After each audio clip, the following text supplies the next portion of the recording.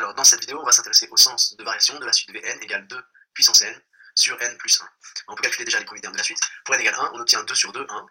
Pour n égale 2, on obtient 2 au carré sur 3, 4 tiers. Donc ça fait 0,75. Ensuite, pour n égale 3, on obtient 8 quarts, ça fait 2.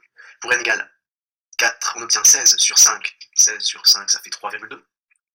Donc 1, 0,75, 2, 3,2, on peut conjecturer que la suite qui est donnée ici est croissante. On va démontrer ça en faisant le quotient de deux termes consécutifs et en comparant ce quotient à 1. Alors, dans un premier temps, on calcule Vn plus 1. On décale l'indice de 1, donc on remplace les n par des n plus 1 dans l'expression n plus 1 plus 1.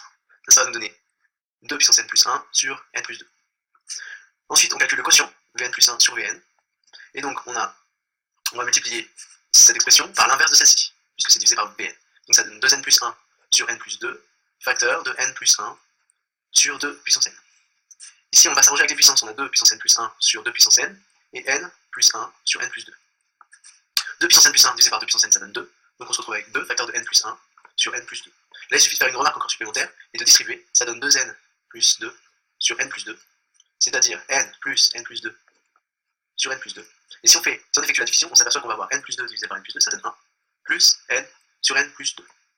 Et donc, au final, quelque chose de strictement supérieur à 1. Et ceci, pour n'importe quelle valeur de n, quel que soit n supérieur ou égal à 1.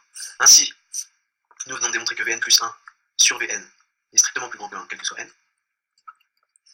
Et comme les termes de cette suite sont tous positifs ici, donc 2 puissance n c'est positif, n plus 1 c'est positif, le quotient est positif, donc on va pouvoir multiplier par Vn, et on obtient, en multipliant les demandes de l'inégalité suivante, finale, Vn plus 1 supérieur strictement à Vn, quel que soit n supérieur à 1.